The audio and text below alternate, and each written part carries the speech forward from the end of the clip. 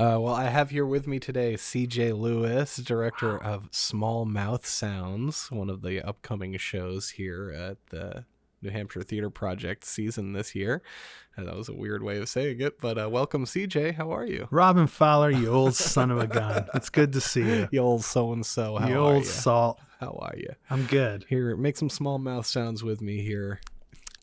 This is the ASMR episode. Yikes. Yeah, I like it. We get a lot of hits on YouTube for that, probably. So tell us a little bit about the play.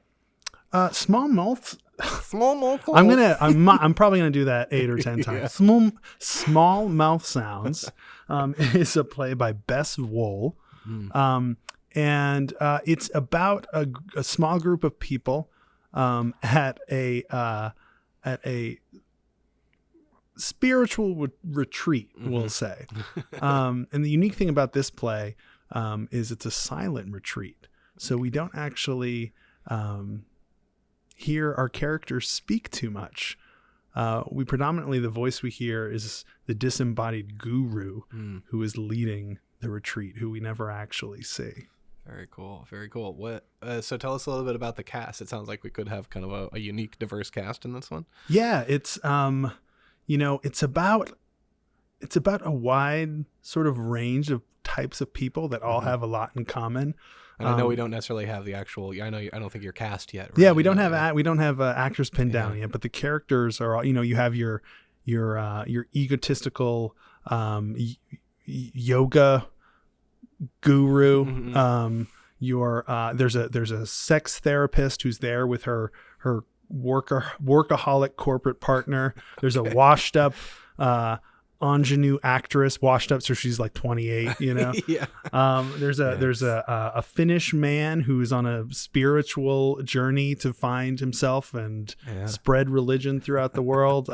There's a down on his luck man who's had just every horrible thing you could possibly imagine happen to him. So it's an interesting mashup of personalities and characters. Very cool. And mostly silent, you said. Yeah, well, like I said, the central conceit of the play is that they're at this silent retreat.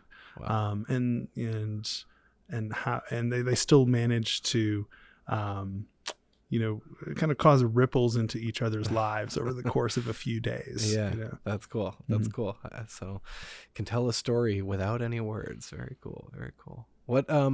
What made you excited about the show, as someone just reading it or as a director or someone wanting to work on it? Yeah, it kind of fell into my lap. I wasn't terribly familiar with the play, but I think what was exciting to me was just that central conceit. Yeah. Right? That cool hook. Yeah, how do you tell a story without words? And the other thing that I think is so interesting about it is the author, or the playwright rather, gives some pretty comprehensive character profiles and histories, in the sort of index of the play, that we don't necessarily learn all of those things about all of those people over the course of the 90 minutes of the play. So just for the actors. I think a lot of it, cool. I think I'm excited to explore what the dynamics of the actors that we end up casting, what they might bring to it, and what they discover and what's interesting to them. So there's a lot to be discovered. Yeah. So tell us a little bit about the concept of the play. Is it a very realistic play? It sounds like it's a pretty realistic play, except for maybe some voiceover stuff, but pretty grounded. I would say it's rooted in reality and humanity. It's still a piece of theater. There's still some spectacle to it. There's some scenes that happen simultaneously, but this is the here and now. And I think, I hope one of the more relatable aspects of the play will kind of I think we've all kind of been like looking for something inside us or outside of us over the last year and a half, especially. We've kind of been forced into our own little meditative retreats. since with our early own gurus. right, or not, Yeah. Yeah. So I think it's an appropriate time to be kind of exploring what that means to seek and discover ourselves or not, Yeah. Yeah. or find something that we weren't expecting Yeah. or not.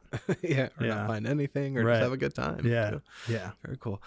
So the theme of this season being "Are we there yet?" How does this show Small Mout Sounds tie into that theme? Well, that's it right there, right? Mhm. Is I think we're all maybe kind of wondering if we're there yet. Mm-hmm.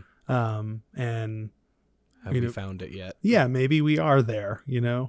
maybe we're not. The one of the notes at the beginning of the play was from the playwright was, all of the people in this story are in agony in some way, and they're looking for relief. That doesn't necessarily mean they find it. If they do find it, doesn't necessarily mean they notice it.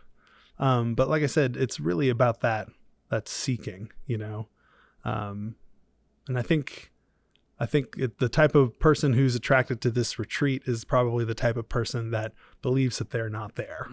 Yeah. And I think one of the themes of the play to me is, while you're looking forward, the necessity to kind of look backwards and within simultaneously, and what do we discover? Maybe nothing, maybe something exciting and interesting and inspiring. You'll have to come to the show to find out.